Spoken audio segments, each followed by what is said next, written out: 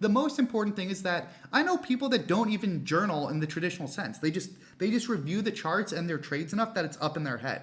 Like, there's no right way. I tend to be more systematic about it. But look, do what is right for you. And that's why I always talk about, like, learn from me, but make it your own. We do not learn the same way. We do not have the same experiences. We do not have the same goals. Your goal is not to be Lance the trader. Your goal is to be your best self, learning, hopefully a little bit from Lance.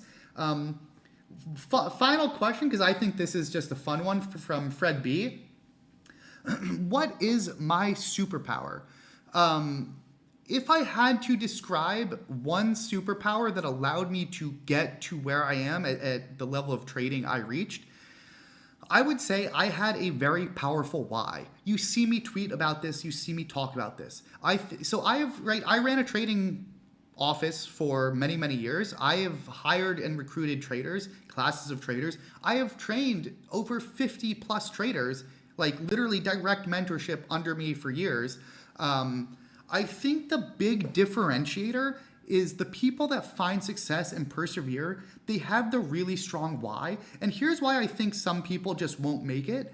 Like, you cannot force yourself to have a strong why. Like, if you just don't have it, if you don't have that powerful internal reason driving you, and look, for me, a lot of that was money. I grew up not having much money. My parents struggled, and I did not want to struggle. And especially, I was in college during 2008. I was living right outside New York City during, that financial crisis was not fun for most people in New York City.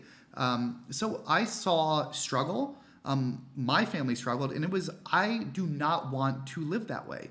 And so I worked my ass off in college. Like, in high school, I was smart, but I was a little bit of a class clown. But in college, it was like, okay, this is real. I had to tutor. I was working part-time. I still got essentially a 4.0. I graduated, I think, third or fourth out of, I don't know, a couple thousand people in a top business school because I knew I need the best job I can get. When I got to Trillium, I didn't know if I could make it. I had one thought coming into it. I don't know if I'm going to win. I don't know if I'm going to succeed, but I will outwork all these motherfuckers. Like, that is the one thing I can control, and that is the one thing I can guarantee. Nobody is going to outwork me. And I was in that office every single Sunday for 10 years. On bad days, I felt like shit. I was frustrated, and I just kept working. I would do my full work day. I would review. I would then go to the gym. I had no money. Like, you can't understand how no money I had, right? I had student loans. My salary was $500 a week. I had student loans. I had rent. I had, all this other stuff to pay for. So I was living super cheap. I would go to the supermarket. I would get one of their shitty prepared meals for $4 or $5. I would get Subway. I would do the $5 footlong. I would have half for lunch. I would have half for dinner. And that was the shitty food I was eating. And I would just study and study and study. And guess what? Living like that sucks. And a lot of people have to live like that, but it makes you hungry. It makes you more competitive. It makes you fierce, right? And so I saw the money my boss was making. I saw my boss. When I was sitting there fucking eating Subway subs every day, I would see my boss make $100,000 plus in a trade. You want motivation? The motivation is, oh my God, my boss in one trade just made take home after tax more than my family makes in a year. And so you want to know what you do when you see that?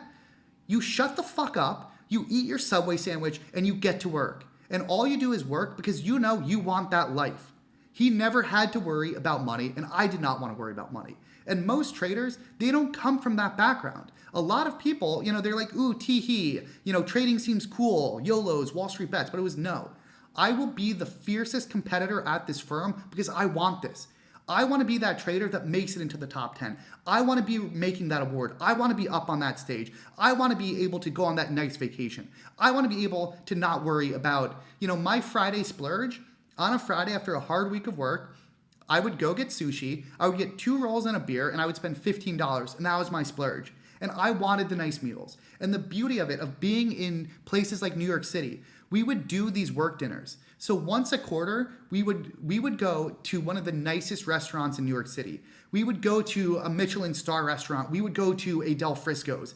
And we would have the most amazing, delicious meal. My buddy and I, we would talk about it for weeks going up to the meal. You would eat at Morimoto's or some star chef. You would have Toro. You would spend pretty much your week's salary in one meal as part of the stipend.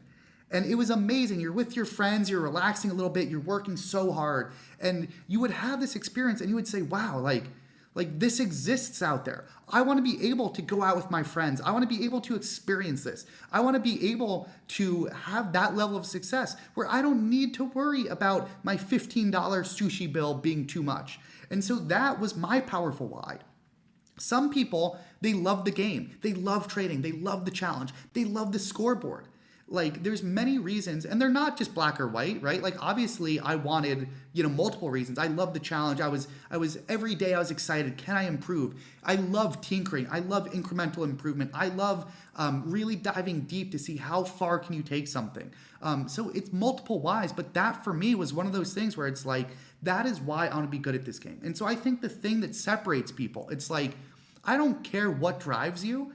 All I care is that what drives you is very, very strong.